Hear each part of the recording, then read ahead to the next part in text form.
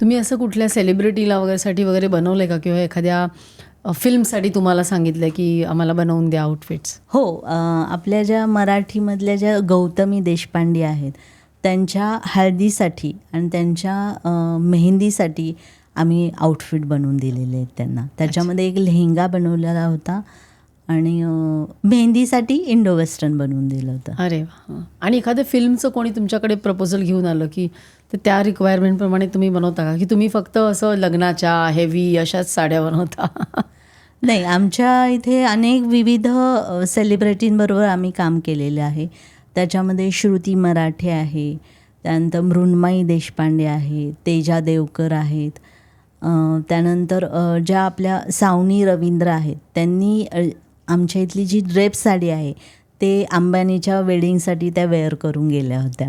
Drape sari म्हणजे काय सांगा? ड्रेप साडी म्हणजे रेडी स्टिच साडी असते.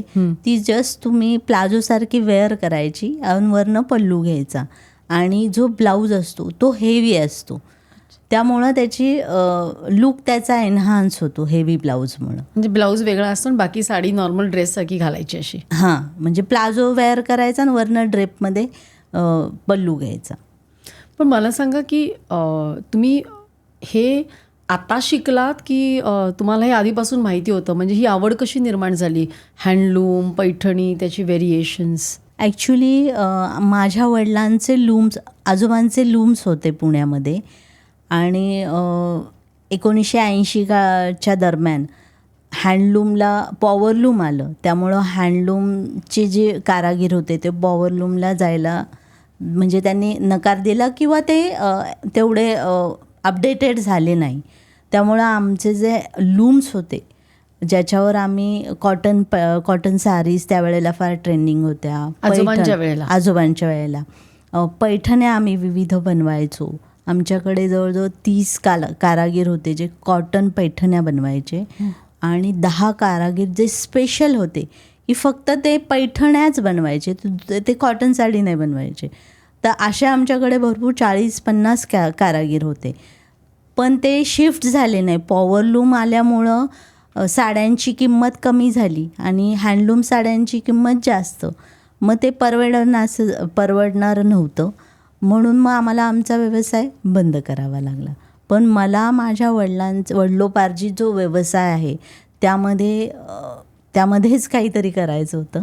मग मी प्रॉपर 40व्या वर्षी फॅशन डिझायनिंग केलं. बरं.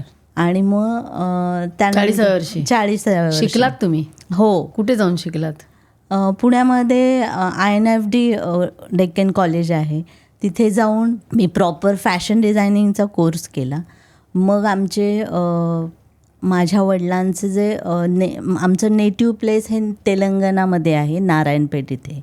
तिथं जाऊन मी आमच्या जे भाऊ आमचे आहेत ते काम करत आहेत त्यांना भेटून त्यांच्याकडनं आमचे काही इनपुट्स दिले की आपण काय करू शकतो. मग त्यावेळेला pure silk, handloom silk with the digital print he concept आम्ही पुण्यात घेऊन आलो. डिजिटल प्रिंट म्हणजे? सिल्क आहे, सिल्कवर प्रिंट केले डिजिटली. त्याच्यामध्ये मग पिचवाई आहे, कलमकारी आहे, अशा वेगवेगळ्या स्टाईलमधलं त्याच्यावर प्रिंट करून ती सिल्क साडी आम्ही पुण्यात पहिल्यांदा लॉन्च केली. त्याचा रिस्पॉन्स आम्हाला अतिशय चांगला मिळाला. मग आम्हाला कॉन्फिडन्स आला वी कॅन डू.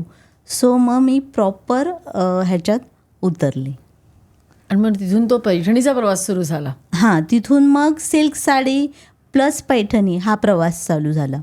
मग आम्ही फुल फ्लेजमध्ये जवळजवळ 2 वर्ष झाली नित्यकला हे शोरूम पुण्यामध्ये काढलं आहे. मग आता नित्यकला ह्या तुमच्या शोरूममध्ये फक्त साड्या असतात का रेडीमेड आउटफिट्स काय असतं?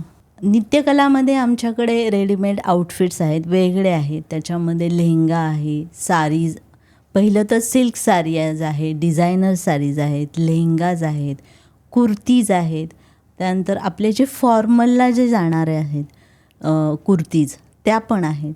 अनेक विविध प्रकारचे आमच्याकडे आउटफिट्स आहेत, इंडो वेस्टर्न्स आहेत. अशा वेगळ्या स्टाईलमध्ये प्रत्येक ओकेजनला जाणारं, जसं की आपण एखाद्या अवॉर्ड फंक्शनला जातो तर त्यावेळेला मोस्ट पॉप्युलर काय वेअर केलं जातं तर टसर. जशी मी आज ही साडी वेअर केलेली आहे, ही कच्छी वर्कमधली टसर साडी आहे.